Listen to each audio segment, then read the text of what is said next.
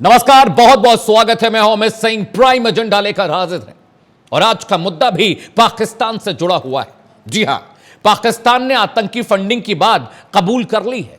सिर्फ इतना ही नहीं, ख्वाजा आसिफ का एक बड़ा कबूलनामा भी आया है। उन्होंने कहा कि 3 दशकों के बाद जिस बात को उन्होंने कबूला है वो हैरान करने वाला है। उन्होंने कहा कि हां, यह सच है कि पिछले 3 दशकों से हम अमेरिका और ब्रिटेन की शह पर, उनके दबाव पर आतंकवादियों को पोस रहे हैं, पाल रहे हैं, खाना दे रहे हैं, उनकी फंडिंग कर रहे हैं और सिर्फ इतना ही नहीं, उन्हें हथियार भी मुहैया करा रहे हैं। इतना ही नहीं, उन्होंने यह भी कहा कि 3 दशकों से ये जो दबाव हमारे ऊपर था, यह हमारा अकेले का दबाव नहीं था। हम जो कुछ कर रहे थे अभी तक हमने सोवियत यूनियन के लिए किया, उसके बाद हमने ब्रिटेन के लिए किया, उसके बाद हमने अमेरिका के लिए किया। बड़ा सवाल कि डिफेंस मिनिस्टर साहब जो बातें कह रहे हैं, इतनी देर क्यों लगा दी कहते कहते। जरा सुनिए कि पाकिस्तान के डिफेंस मिनिस्टर ने एक टेलीविजन चैनल को इंटरव्यू के दौरान क्या बड़ी बातें कही हैं। And now again, the same thing is.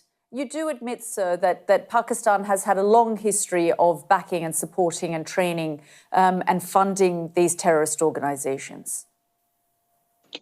Well, we have been doing this dirty work for the United States for about 3 decades, and West, including Britain. So that's your argument that even though that was a mistake, and we suffer for that.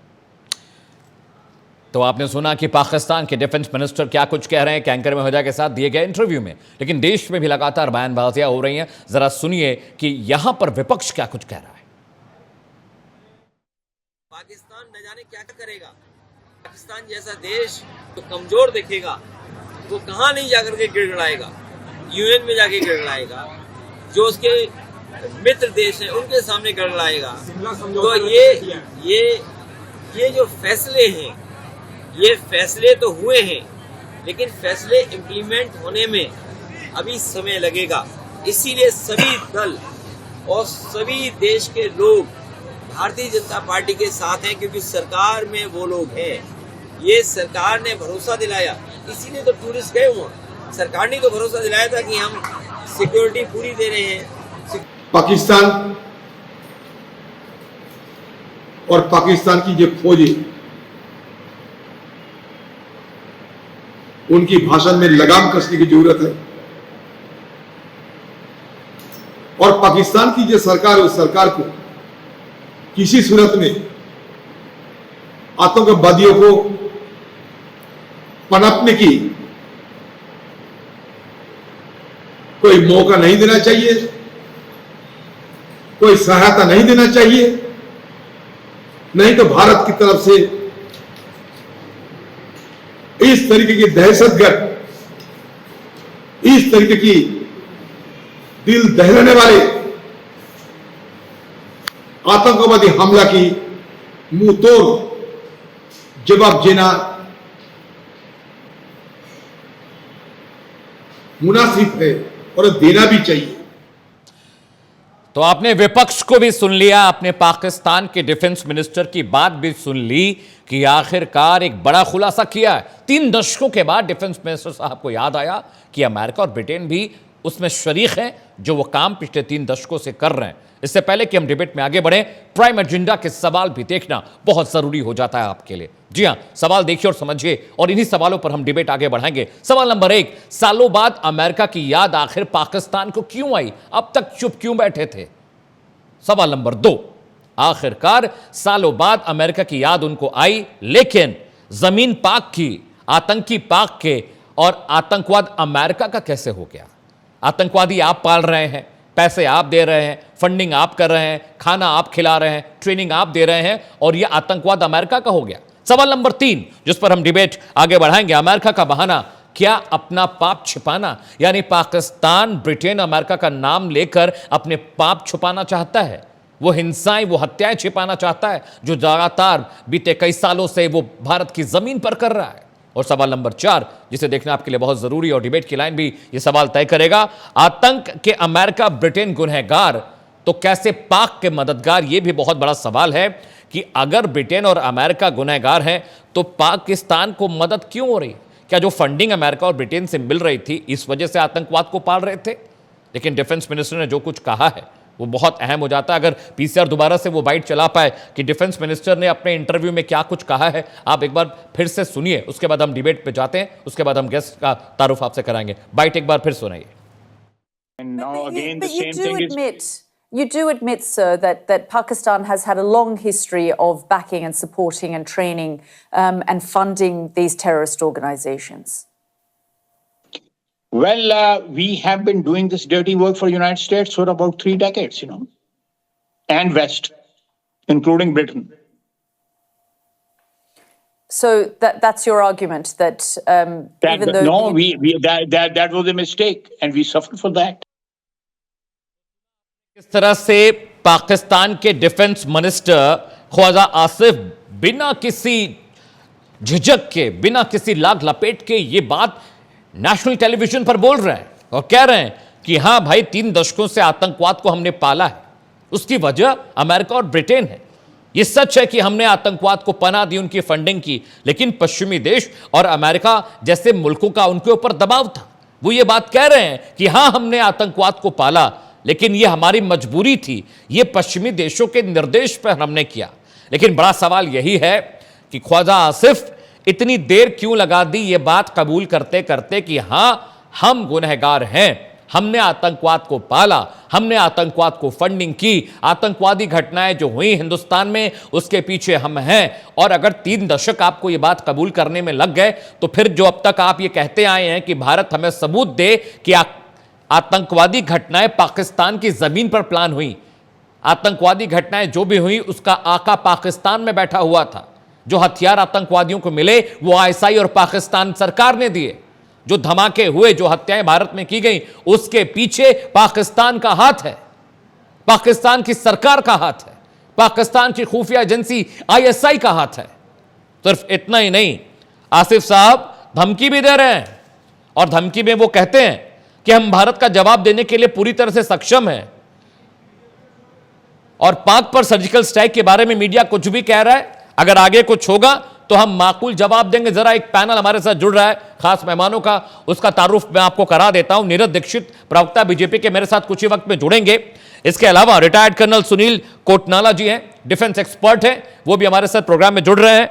Doctor आलोक पांडे राजनीतिक विश्लेषक हैं, उनसे भी हम बात करके समझेंगे इस बारे में कि आखिर ये मसला, ये मसाइल है क्या। साथ ही साथ हसाम दुरानी है, पाकिस्तानी पत्रकार है। आप सभी का बहुत बहुत स्वागत है। सबसे पहला सवाल दुरानी साहब मैं आपसे पूछ रहा हूं, 2 दिन पहले डिबेट में आपने मुझसे कहा कि सबूत दीजिए कि पाकिस्तान आतंकवादी घटनाओं के पीछे है। हम आतंकवाद को पालते नहीं, हम आतंकवाद को फंडिंग नहीं करते, आतंकवादी हमारे यहां नहीं है, ये बात आप कहते आ रहे हैं और बहुत सारे जो नेता हैं, मंत्री हैं, ये बात कहते आ रहे हैं। अब आप क्या कहेंगे? आपके डिफेंस मिनिस्टर ने यह बात दुरानी साहब कबूल कर ली कि जी हां 3 दशकों से आतंकवाद को हम फंडिंग कर रहे हैं, हम खाना खिला रहे हैं, हथियार दे रहे हैं। आपका जवाब दुरानी साहब? जी अमित, सबसे पहले अमित सिंह आपका बहुत बहुत शुक्रिया प्रोग्राम में शामिल करने के लिए। दूसरी बात ये थी कि 30 सेकंड का सिर्फ एक क्लिप निकाल के अगर आप बात कर रहे हैं तो उस हिसाब से तो वही होगा जो कि आप इसका मतलब निकालना चाह रहे हैं। अगर आप इसकी पूरी की पूरा इंटरव्यू अगर आप सुनेंगे तो आपको अंदाजा होगा कि बेसिकली उन्होंने बात क्या की है। दूसरी बात ये थी कि अगर ये कहा जाता है कि मैं अभी भी इस बात के ऊपर बिल्कुल कॉन्फिडेंट हूं कि भारत के अंदर अगर किसी भी किस्म की कोई हरकत हो रही है तो उसके ताने बाने कहा तो ये जाता है कि पाकिस्तान से निकल रहे होते हैं, लेकिन उस तरह नहीं निकल रहे होते जिस तरह के होने चाहिए। साहब अभी डिबेट शुरू हुई है, माफी चाहता हूं, अभी डिबेट शुरू हुई है, माफी चाहता हूं, अभी डिबेट शुरू हुई है। मैंने आपसे जो सवाल पूछा, मैंने पूरा इंटरव्यू सुना है, मैंने आपसे जो सवाल पूछा उसका जवाब दीजिए प्लीज। जी मैं भी उसी पे आ रहा हूँ ना भाई मेरे, मैं भी उसी पे आ रहा हूँ ना अमित भाई, मैं भी उसी पे आ रहा हूँ। और दूसरी बात यह है कि आपको भी बहुत सारा याद होगा, आपके चैनल्स के ऊपर इंडिया के बहुत जितने भी बड़े बड़े चैनल्स हैं, हर चैनल के ऊपर एक ही बात की जाती है कि हिलरी क्लिंटन की एक बात को आके लिया जाता है। और हिलरी क्लिंटन ने ये कहा था कि अगर आप अपने कोर्ट यार्ड में सांप पालेंगे तो आप कभी भी जो है ना अच्छाई की उम्मीद मत करें। बिल्कुल दुरुस्त कहा था। और मैंने हमेशा एक ही बात कही है कि जब तक ये बड़े लोग जो थे, बड़े ममालिक जो थे, इनको जब तक हमने रशिया में अफगानिस्तान में जब हमने रशिया को खत्म करना था तो इनको पाकिस्तान की सपोर्ट चाहिए थी। उसके बाद जब अफगानिस्तान के अंदर तालिबान की हुकूमत आ गई तो अमेरिकन को फिर हमारी जरूरत थी। तो अगर बात यह है कि सबसे ज्यादा जो प्रॉब्लम जो दहशतगर्दी को सपोर्ट किया गया है, ये दहशतगर्दी के ऊपर जो फंडिंग की गई है वो अमेरिका और बरतानिया ने और दूसरे यूरोपीय ममालिक ने की है। देखिए हम तो इसके सबसे बड़े जो है इफेक्टेड है। और जो आप ही बल्कि शायद कल के प्रोग्राम में आपके साथ बात हो रही थी, आपने कहा था कि सॉरी कल आपने नहीं किसी एक और चैनल पे बात हो रही थी, तो वो कह रहे थे कि पाकिस्तान जो है दूसरे नंबर पर है दहशतगर्द मुल्क। मैंने कहा नहीं, आप तो अपना थोड़ा सा दुरुस्त कर ले, दहशतगर्दी से अफेक्टेड जो मुल्क है पाकिस्तान वो सेकंड नंबर के ऊपर है।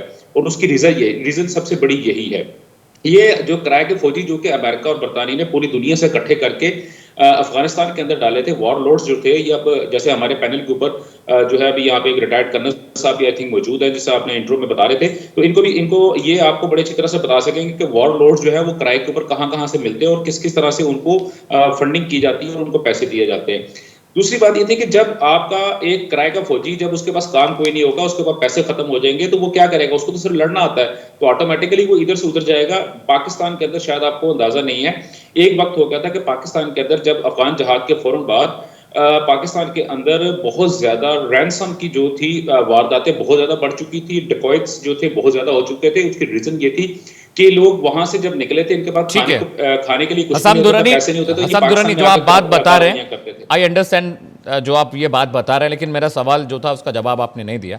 चलिए ठीक है, वो आपका अपना तरीका है सवालों के जवाब देने का। कर्नल सुनील, मैं चाहता हूँ डिबेट में आप भी अब आए, शरीक हों।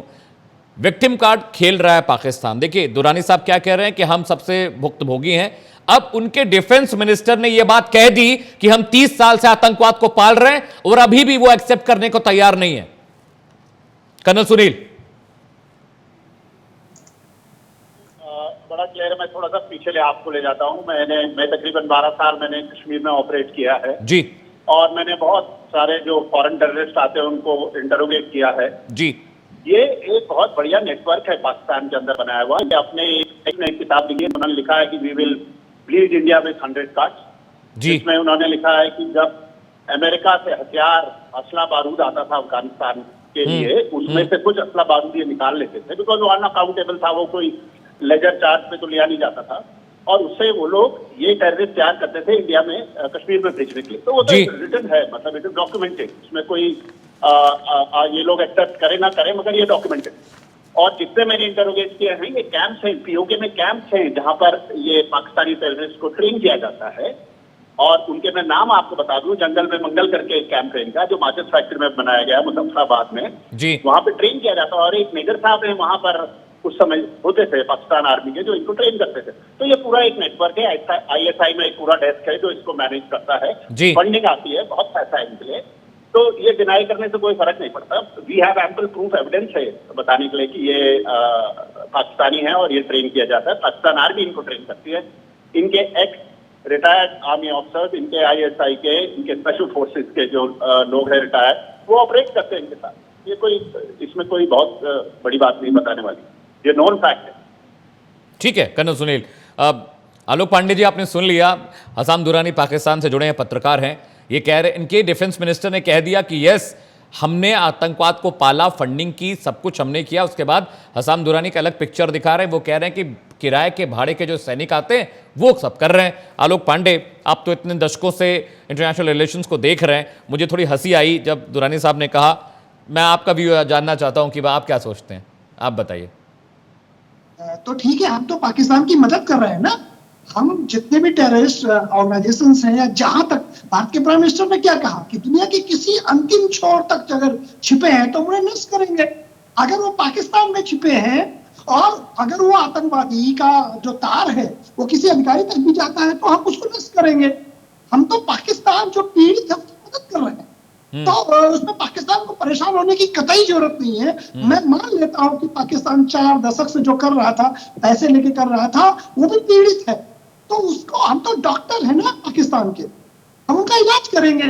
तो पाकिस्तान का स्वागत करना चाहिए, उसे अपनी बाउंड्रीज खोल देनी चाहिए कि देखिए हम तो पीड़ित है, आप आइए, और हमारे यहाँ जो भी आतंकवादी है, हमारी सेना उसे मैनेज नहीं कर पा रही है, तो भारत की सेना, भारत की ताकत का और पाकिस्तान सहारा लेना, मदद ले, और हम उसकी मदद करने के लिए तैयार हैं। या फिर सिंध नजर समझौता हम कैंसिल कर रहे हैं, भूखों मरने के लिए तैयार है, क्योंकि पाकिस्तान की पूरी जो अर्थव्यवस्था है, खेती है वो भारत के पानी पर निर्भर करता है, सिंधु जल समझौते पर निर्भर करता है। जी तो इसलिए आप ये तय कर लें कि आपको भूखों मरना है या भारत के साथ सहयोग करना है या युद्ध के लिए तैयार है। आपके पास 3 विकल्प है, तीनों में से भारत तय करेगा कि क्या होना चाहिए। आप 40 साल से आपका रक्षा मंत्री स्वयं एक्सपोज हो गया, 40 साल से आप वो काम कर रहे हैं, डर्टी वर्क कर रहे हैं। तो डर्टी वर्क जो आपने किया उसका पनिशमेंट कौन सा? काम तो आपने कर लिया, जी दंड झेलने का समय अब है। ठीक है। अदब दुरानी, जैसा कि आपने मुझसे पूछा कि क्या मैंने इंटरव्यू देखा है कि नहीं, अब क्या इससे भी ज्यादा क्लैरिटी के साथ कोई कबूलनामा आपको चाहिए? क्या ये जो कबूलनामा है आपको अभी भी ये कमतर लग रहा है?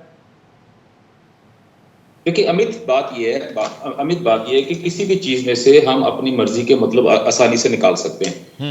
और बीइंग एन जर्नलिस्ट आपको भी पता है कि हम लोग न्यूज को किस तरह हम लोग उसके साथ जगलरी करते हैं, या हमको भी रिपोर्ट जो होती है, ये कोई भी चीज होती है, हम उसको अपनी मर्जी के मुताबिक पॉजिटिव या नेगेटिव बना सकते हैं। सवाल ये था कि क्या पाकिस्तान जो है वो ये हरकत करता है या पाकिस्तान ये सारा कुछ कर रहा है?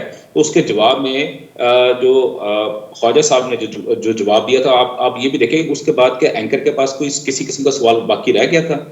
सिर्फ दूसरी बात ये कि अभी जो हमारे ये भाई बात कर रहे थे, मैंने इनकी शक्ल तो मुझे यहाँ पे तस्वीर नजर नहीं आ रही, लेकिन इनकी आवाज मैंने सुनी है। ये बिल्कुल बहुत अच्छी बात कर रहे हैं कि पाकिस्तान, हम तो पाकिस्तान की मदद करना चाहते हैं। बिल्कुल ठीक है सर, बहुत अच्छी बात है। हम भी चाहते हैं कि दोनों ममालिक जो है उनके दरमियान में वर्किंग रिलेशनशिप हो। और जिस तरह ये कह रहे हैं कि हम जो है दुनिया के किसी भी मौके पे किसी भी जगह पे जाके दहशतगर्दों को तबाह करेंगे, तो सर देखें बड़ी छोटी सी बात है। अगर आप ये समझते हैं कि इंडिया के अंदर जो है वो हम लोगों ने पाकिस्तान की तरफ से आके बहुत कुछ सारा कुछ हो रहा है, तो सर अभी जैसे हमला होता है, ये कोई कार्रवाई होती है, उसके बाद ये सारे ताने बाने निकलते हैं, उससे पहले क्यों नहीं निकल पाते? अभी जैसे पहलगाम का अगर वाकया हुआ है और डायरेक्टली जो है अभी ये वाकया पूरी तरह अपना मीडिया के ऊपर आया भी नहीं था, लेकिन उससे पहले ही जो था वो तमाम के तमाम ट्वीट्स और जो पोस्ट वगैरह थी वो वायरल होना शुरू हो चुकी थी कि पाकिस्तान का उस पर नाम लगा दिया गया था। तो सर ये अगर 1 महीने, और साथ में ये भी कहा गया था कि वो 1 महीना पहले से वहां मौजूद है, तो सर 1 महीना पहले से अगर आप उनको मार देते, जान से मार देते, तो ज्यादा बेहतर था। इस तरह ये इतना बड़ा सानिहाना होता। बाज लोग जो बहुत सारे भाई जो है हमारे, वो तो यहाँ तक कह रहे हैं कि जैसे जब 370 और 35 34 का जो आपने जो खत्म करना था, उससे पहले जो था एक 40 से ज्यादा फौजी जो थे वो अपना जान से गए। उसके फौरन बाद जो था वो कश्मीर वाला मुद्दा बाहर आ गया। अब ये इंडस ट्रीटी वाला जो है, इससे जब आपने विड्रॉ करना था तो पहलगाम वाला वाकया सामने आ गया। तो ये 2-3 इस तरह के इश्यूज हैं जिनकी अगर मैं बात करता हूँ तो लेकिन देखें बात यह है अमित, अगर हम चाहें तो हम बहुत ज्यादा एक दूसरे के ऊपर ब्लेम गेम खेल सकते हैं, लेकिन बात यह है कि अगर तो हम ये चाहते हैं कि हमने आपस में सुकून से रहना है, मोहब्बत से रहना है, लेकिन हमसाया तो वो नहीं बदले जा सकते। अगर आप पाकिस्तान के ऊपर हमला कर देंगे तो क्या पाकिस्तान अपने कब्जे के अंदर रख लेंगे? पॉसिबल नहीं है ना आपके लिए। उसके बाद आप जब यहाँ से जाएंगे तो फिर डेफिनेटली आपको यहाँ पे कोई ना कोई ऐसी हुकूमत बना के जानी पड़ेगी। देखिए आप को अपने पास, I understand, I take it. आपने बांग्लादेश को अपने पास रखा, इतने साल अपने पास रखा, लेकिन दुरानी साहब समझिए मेरी बात, बांग्लादेश अपने हाथ से निकल गया।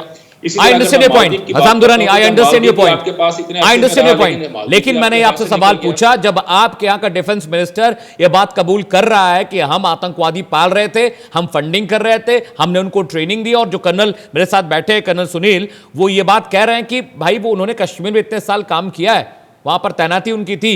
अब वो जो डिटेल्स बता रहे पीओके में पाकिस्तानी सेना के कमांडर जवान मेजर आतंकवाद को ट्रेनिंग दे रहे हैं, आपके डिफेंस मिनिस्टर ने बात कबूल की, शांति प्यार मोहब्बत भाईचारा करते रहे, भाईचारा करेंगे आपसे। आप क्या से ट्रेनिंग लेके, आप क्या से पैसा लेके, आप क्या से पूरी रसद हाथ लेके हमारे यहाँ वो पहुंच रहे हैं, और आप कह रहे हैं कि हंसते रहे, हम गले मिलने के लिए हाथ आगे बढ़ाएं।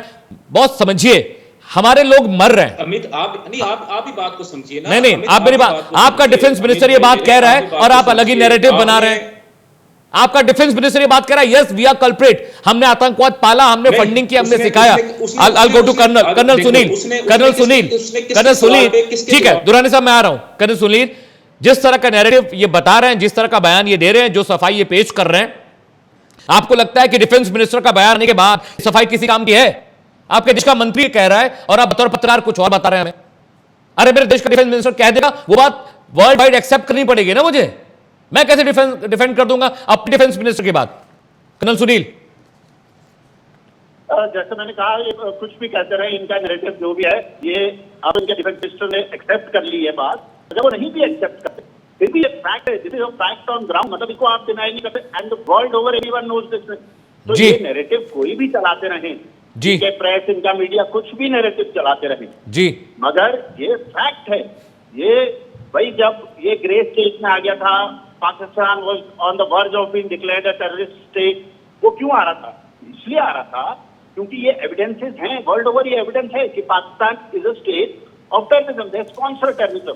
स्पॉन्सर तो फिर भी अलग बात होती है, it's a state that is based on terrorism. इनका पूरा concept of Pakistan Right, sir. Based on terrorism. और ये करते क्या, इनका काम क्या है? आप मुझे बताइए, इनके यहाँ इंक्वायरी में इनकी क्रैश हो चुकी है, लोग इनके यहाँ मर रहे हैं, गदर इनके यहाँ कभी आप देख लीजिए, ये जी। कभी अपने पैरों पर नहीं खड़ा हो सकता।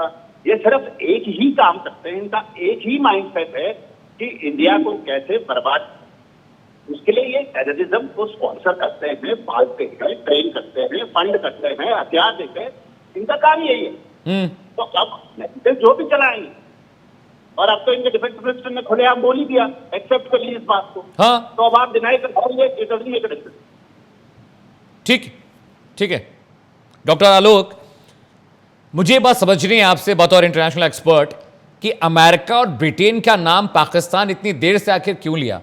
3 दशक लग गई ये बताने में कि अमेरिका ये कह रहा है कि आतंकवाद को पनाह दो और भारत पे हमले करा, ब्रिटेन ये कह रहा है आतंकवाद को ट्रेनिंग दीजिए और कश्मीर में बम गिरवाइए।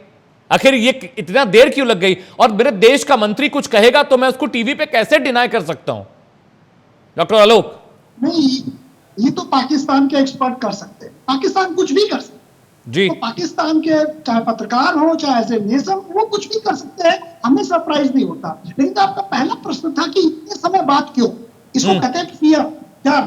जी। भारत के प्रधानमंत्री का जो वादा है कि हम नष्ट करेंगे, मिट्टी में मिलाएंगे, भारत का वो पहली बार वो रूप है कि हम दंडित करेंगे, उसके डर से हम एक्सेप्ट करेंगे, भैया हम नहीं पड़ोसी है, हम नहीं अमेरिका है, ये सारे देश को एक्सपोज करो या ये सारे देशों को भी इन्वॉल्व करो, जिससे भारत के दंड से बच जाए।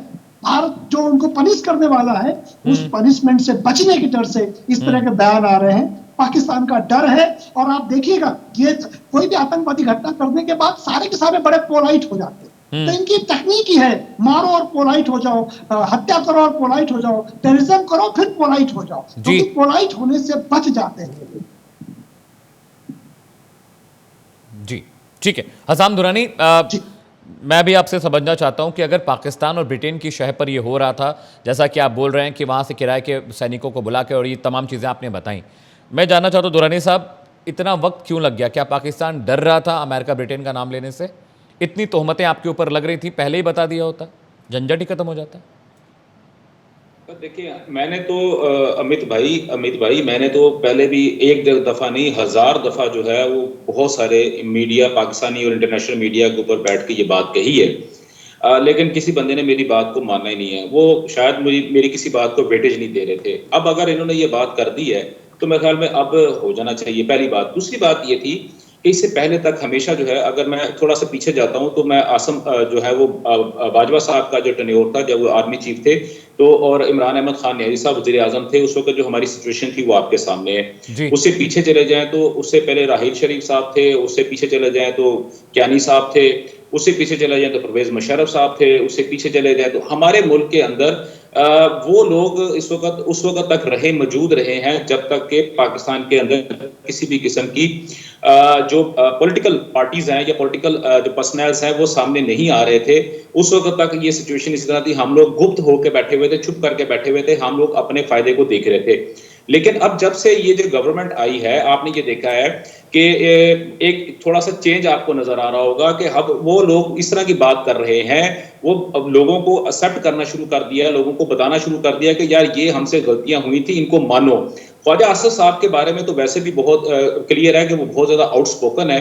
उन्होंने पाकिस्तान असेंबली के अंदर भी खड़े होकर बात की, और उसके बाद ये जो उन्होंने जो बयान दिया था जब अभिनंदन वाला वाकया हुआ था, तो वो आप जो कि मीडिया पे बहुत ज्यादा वो वायरल हुआ था कि हमारे जो आर्मी चीफ है उसकी तो टांगे कांप रही थी।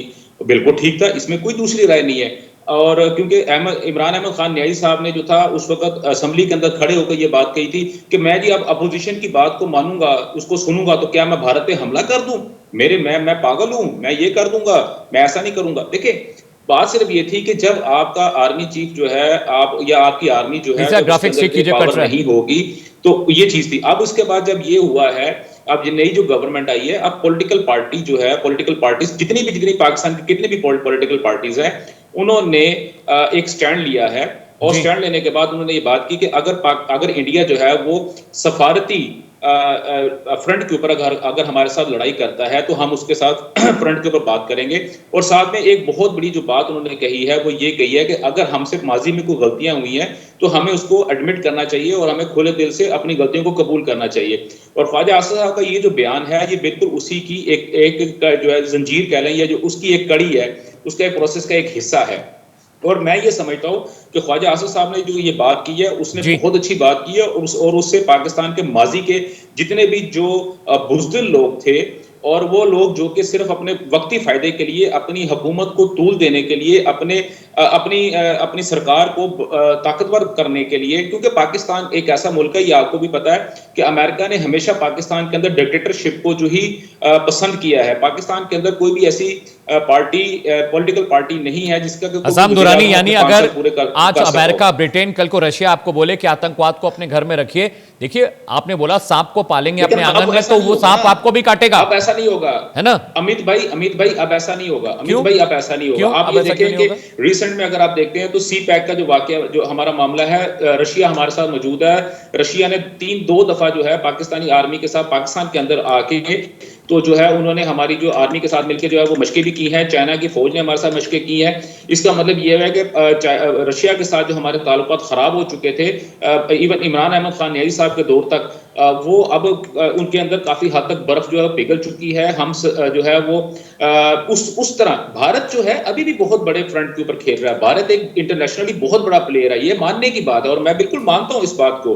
लेकिन पाकिस्तान को अभी एक बहुत ज्यादा सफर तय करना पड़ेगा। There is huge gap between India and Pakistan. लेकिन ये जो अगर आसफ जो है बाजवा साहब ने अगर बात की है तो मैं वाकई इनको सलूट करता हूं कि इन्होंने बड़ी हिम्मत से ये बात की है, और खास तौर पे उन्होंने एक ऐसे इंटरनेशनल अदारे के ऊपर बैठ के, और जो बरतानिया से जो चलता है, उनको क्लियरली उनको ये बात बताया कि अब वो हम आपके कहने के ऊपर पपट के तौर पे काम किया करते थे। आप अगर हमें कहेंगे कि आप लोग जो दहशतगर्दी को फैलाते हो या दहशतगर्दी को प्रोवेल करते हो, तो बेसिकली आप लोग उसके मदर ऑफ ऑल इवल्स जो है वो यूरोप है, मदर ऑफ ऑल इवल जो है वो अमेरिका है। अभी मुझे एक छोटी सी बात बताए अमित भाई, आप ही के प्रोग्राम के अंदर मैंने एक छोटी सी बात की थी कि इंडिया के ऊपर जो 7 सिस्टर्स हैं, क्या वहां पे क्या एक जो है मसीही या क्रिश्चियन जो है एक पूरी की पूरी जो है वो स्टेट जो है वो बनाने की क्या साजिश नहीं हो रही? क्योंकि आप ये देखें, हसीना वाजिद जब यहाँ से बांग्लादेश से जब वो निकली थी तो वो सीधी आपके पास आई थी और उसने आते साथ एक बात कही थी कि पहले जो था मेरे बाद बांग्लादेश के फौरन बाद जो है वो बारी अब किसकी है? वो इंडिया की बारी है। और वो कौन कर रहा है? अमेरिका करवा रहा है। अब अमेरिका को नहीं पता कि इंडिया के बांग्लादेश के अंदर इंडिया का कितना इंटरेस्ट है, इंडिया की कितनी इन्वेस्टमेंट है, उसको आपको इंडिया को कितना लॉस हुआ। तो ये चीजें आपको भी देखनी पड़ेंगी ना अमित भाई। हमें भी, आपको भी खुल के इस पे बात करनी पड़ेगी। कब तक हम एक दुनिया के एक ऐसे शख्स को या एक ऐसे मुल्क को अपने सर के ऊपर बैठा के रखेंगे कि जो कि बदमाशों की तरह आपके ऊपर भी डंडा लेके बैठा होगा, हमारे ऊपर भी डंडा लेके बैठा होगा। चलिए मैं मानता हूं भारत के ऊपर इस तरह उसकी सख्ती नहीं है, पाकिस्तान के ऊपर सख्ती है। पाकिस्तान बीजेपी के प्रवक्ता मेरे साथ जुड़ गए हैं। वत्स साहब, मैं आपसे जानना चाह रहा हूं, पाकिस्तान ये कह रहा है 3 दशक के बाद खुलासा हुआ है कि अमेरिका और ब्रिटेन के दबाव में उन्होंने आतंकवादियों को पनाह दी, फंडिंग दी, खाना खिलाया और हिंदुस्तानी जमीन पर हमला कराया। अब उनके पत्रकार जो असाम दुरानी जुड़े हैं वो कह रहे हैं कि ये हमने खुलासा कर दिया है। पहले की सरकारें, पहले के जो कमांडर थे वो ये कहने में डर रहे थे और बहुत सारे उन्होंने वजह गिनाई। आपको लगता है ये वाजिब है या पाकिस्तान ने अब जाकर सच कबूला है या बहाना बना रहा है वो अमेरिका और ब्रिटेन का, ताकि थोड़ा सा मेहरबानी हो जाए उसके ऊपर? Let me on the outset tell you, Amit ji, आलोक जी, अब ये बातें कहना एक प्रश्न चिन्ह खड़ा करता है जी, क्या ये बचने की टैक्टिक है या सच्चाई है? 3 दशकों तक आप क्यों चुप रहे जी? आज वही देश आपका साथ छोड़ चुके हैं। ब्रिटेन की भी भाषा आपके खिलाफ है जी।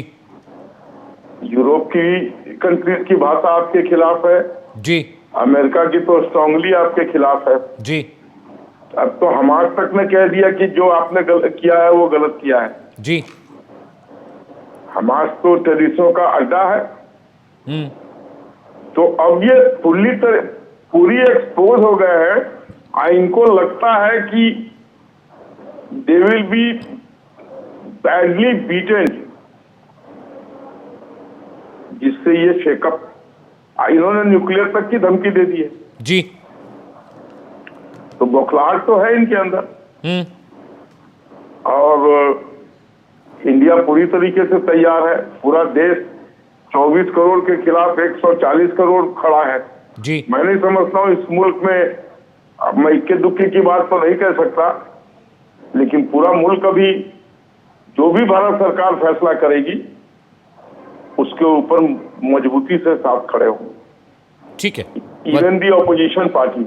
जी जी हाँ, राहुल गांधी ने कह दिया कि जो भी फैसला होगा मुल्क साथ खड़ा है। अखिलेश यादव का भी बयान आया, तमाम पॉलिटिकल पार्टीज ने कहा that we are with prime minister Modi और पाकिस्तान के खिलाफ जो भी बड़ा कदम उठाया जाएगा उसमें हम साथ हैं। डॉक्टर आलोक, अब यहां से थोड़ा सा नैरेटिव चेंज हो रहा है। इंटरनेशनल डिप्लोमेटिक टाइज की अगर बात करें, अमेरिका ब्रिटेन का नाम लेकर क्या पाकिस्तान फंस गया है?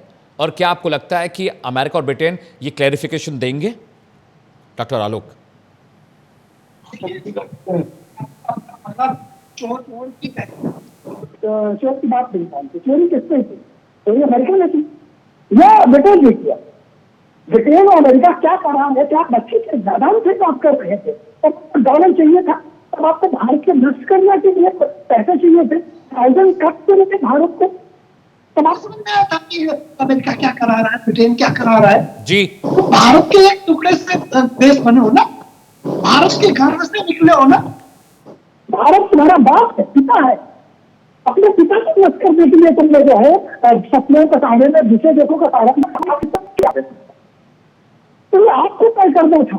अब दंड के डर से ये जो बोल रहे हैं, ये दंड का डर है, पिया है। एक तरफ बम एटम बम चलाने का है। अगर मेरी बात नहीं कि पता नहीं फ्रेश मैटर, मैं आपको कहता हूँ कि पाकिस्तान ने कहा जरूरी स्टेट है, कारगिल में हम बम मार देंगे। तो अगर मेरी बात नहीं कहा तो ठीक है, पाकिस्तान से कहती है मार दीजिए। लेकिन मैं वादा करता हूँ, मैं वादा करता हूँ कि अगला सूरज जब उगेगा तो धरती में कोई पाकिस्तान नाम की जगह नहीं। ये तेल भारत का आज भी है।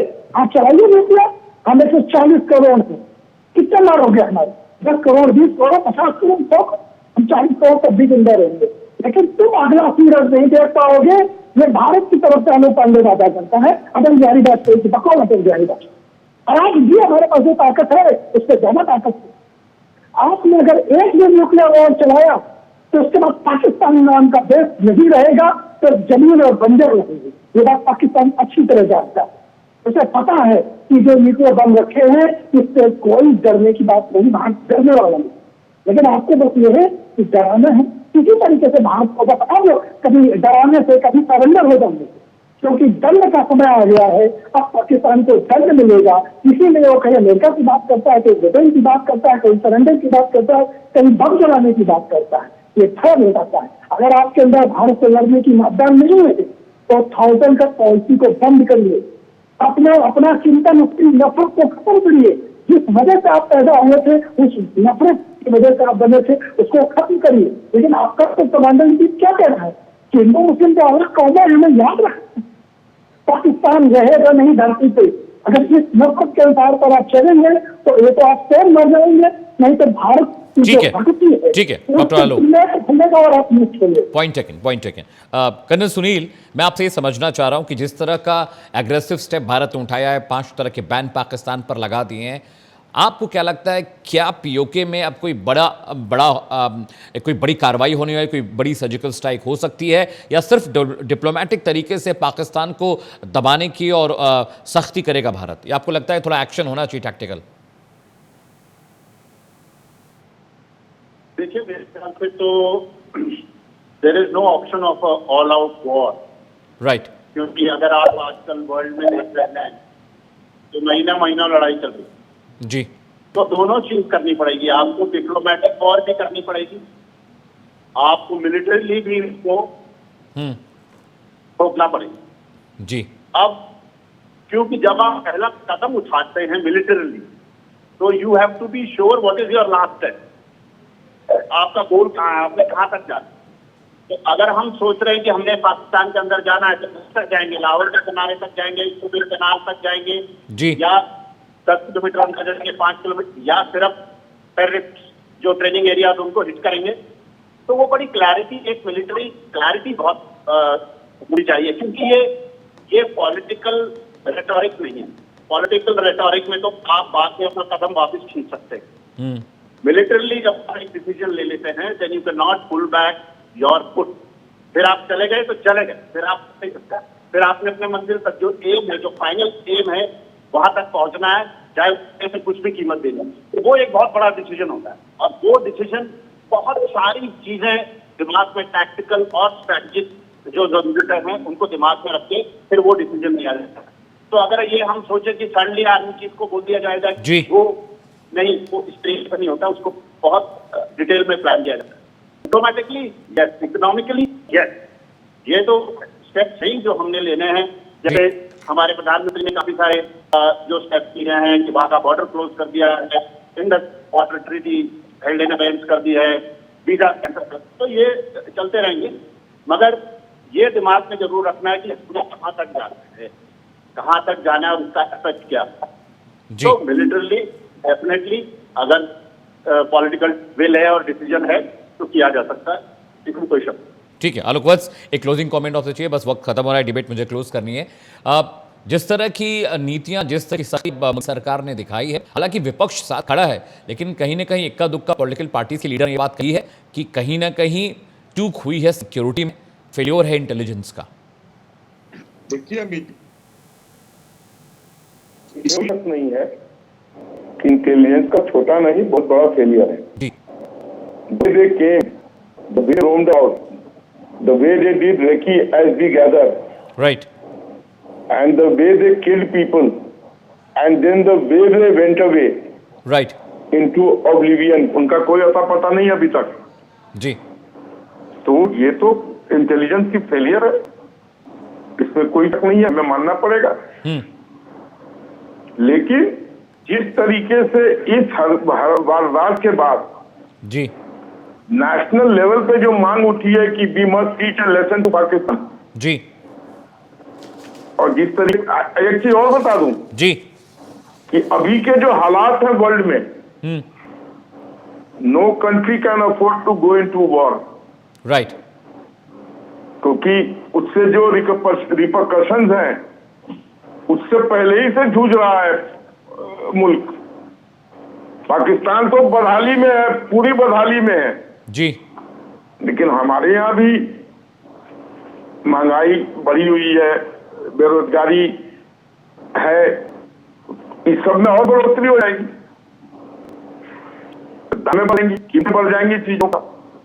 रूट डाइवर्सन से ही एयर फेयर बढ़ते नजर आ रहे हैं। लेकिन जिस तरीके के प्रतिबंध प्रधानमंत्री मोदी ने लगाए हैं, वो घुटने पे ढा देगा पाकिस्तान को।